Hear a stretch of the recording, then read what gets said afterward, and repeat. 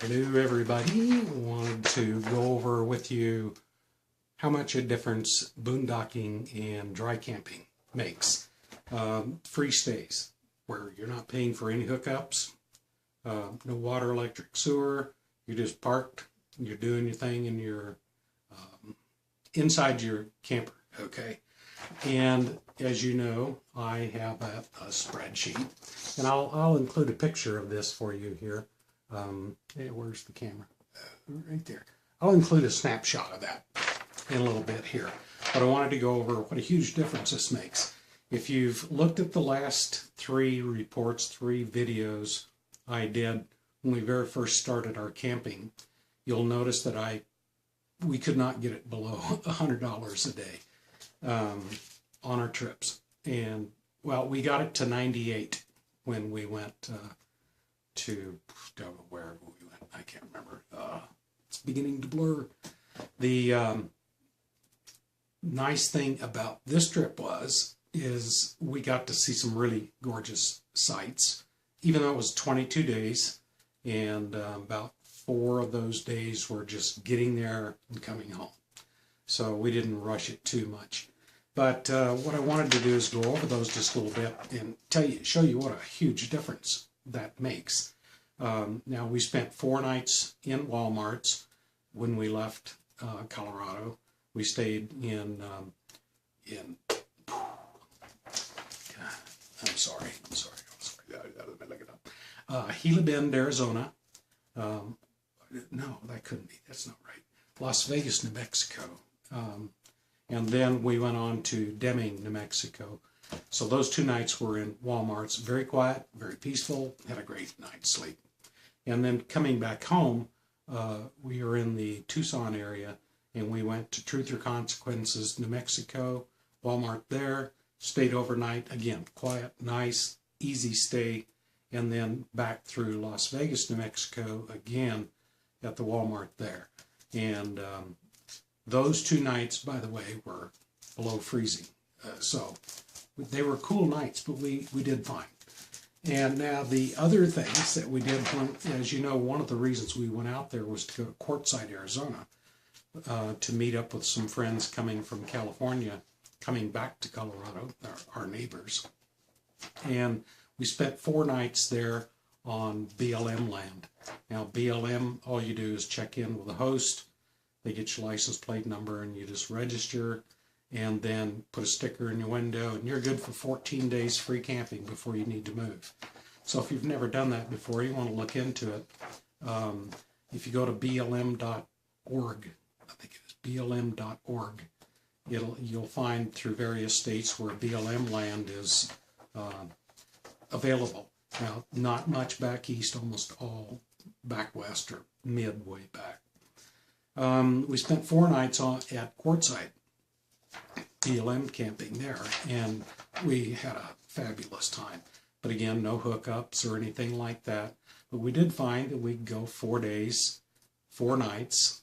So we get there, yeah, it would have been 4.5 days without having to worry about water or the sewage getting full, and electricity. When I never did fire up a generator, that 200-watt solar I have on the camper, and I did a video on the solar install. So if you look back through mine, just Garland style solar. If you search for that, you'll find it. And that kept our batteries topped off 100% every day. And of course it was sunny all those days, but if we needed to cut back some, we could. Now we watched, I don't even know if we got TV. So I think I just kind of played on my laptop and did videos and stuff like that and listened to the radio. My wife likes to read a lot, and she has her iPad. She does puzzles and crosswords, Sudoku, and she entertains herself. What can I say? Those nights were just fabulous. I go out, sit out there under that starlit sky, very quiet. Even though there was the RTR, rubber tramp rendezvous, was going on, you couldn't really hear them. Just a few people every now and then laughing or something. but just fabulous days. It was 4 very relaxing, fun, fast days. Then we did stay overnight once at a casino in Yuma, Arizona. We checked at, I think, 3 Walmarts, and no luck boondocking in Walmarts in Yuma, Arizona. City ordinance or something, but yeah, no luck. So we could have stayed at some BLM land around the area, but it was kind of late at night, later than ever for us to get anywhere. But we just stayed at, what was the name of the casino? Let me look at it real quick. Paradise, I think. Paradise Casino, yeah. Huge place for all sizes of rigs to pull in and stay overnight. And they even asked if we were going to stay there for more than one night, just to register with them. So I think you could probably even unhitch and go see the area or go do some things. Come back and stay more than one day. Very nice little restaurant inside that we ate at. The Salton Sea did a video on that. It was fabulous. It was just unsurpassed in the type of scenery we saw there.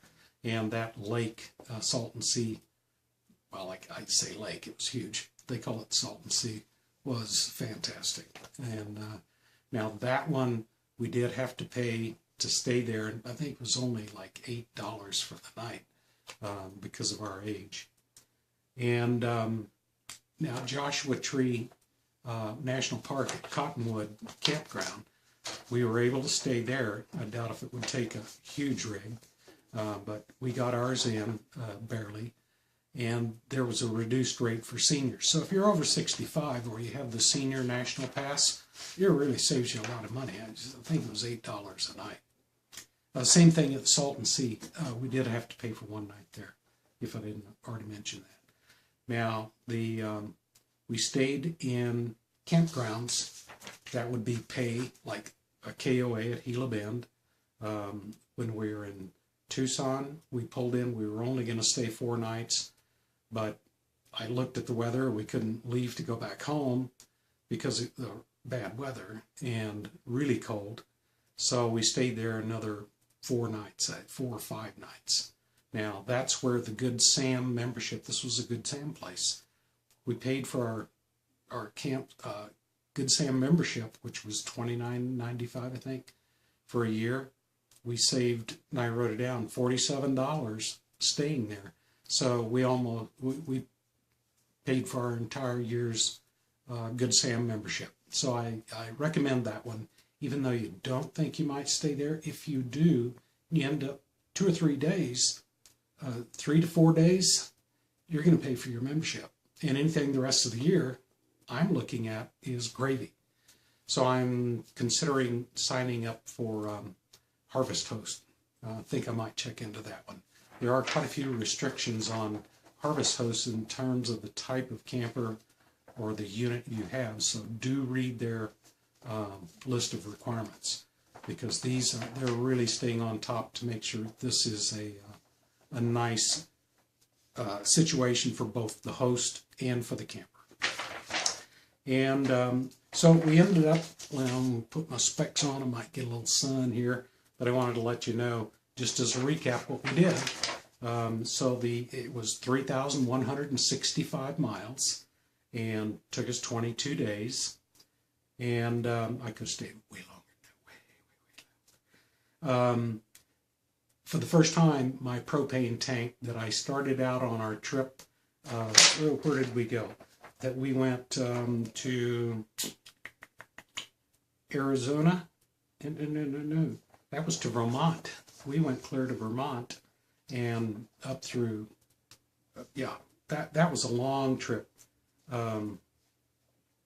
Is that right? Yeah. Oh, where are you, Vermont? Oh, there it is, yeah. 7,403 miles, 42 days. Started out with one 30-pound tank, open, and we did not run out on that trip. And we ran out finally in one tank at when we were on our quartzite trip. And that tank lasted 52 days.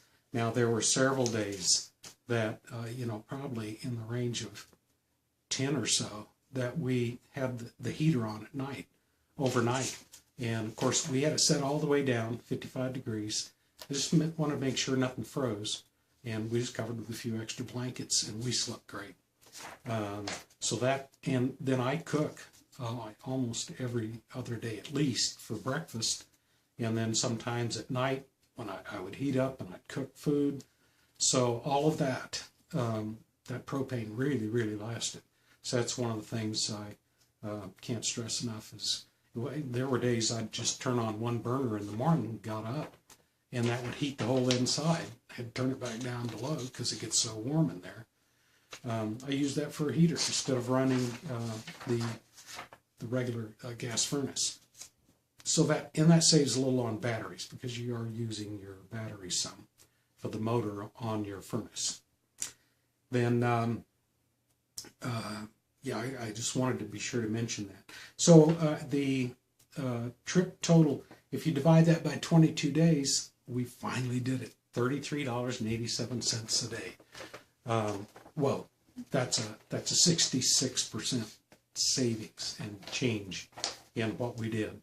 And we didn't do without. We had a great time. The one thing that really dropped is since we stayed in one place a little bit more and we weren't on the road as much, we only ended up spending an average of $15.20 a day on gas. And every other trip that I look at, it's 38, 39, 30, 43. So that saved us half on the gas cost. Just being able to park it, enjoy, take the truck off the camper, drive around to just a few close areas, doing a lot of camping or hiking in the area and going around seeing sights. So that really made a difference. And that's where the huge difference came in, was gas and RV parks and campgrounds. Normally we'd spend about in the $16 to $39 is the high and low for campgrounds. And this time it was only $8.20 a day. And so a big, big difference. So the main thing I'd want to get through to you there is if you can go to a place and find some free camping where you could also unhitch your trailer and get out without hauling the trailer around to see things. We couldn't have done it in Joshua Tree. No way we could drive around with that trailer and find parking. Impossible. It was not possible. You might have hit one or two sites, but it unhitched, take your time, go slow, don't worry about it. Find a place to stay. In Quartzsite, same thing. It's nice to be able to unhook. There's a lot of other campers around who are watching out for you, and you're watching out for them.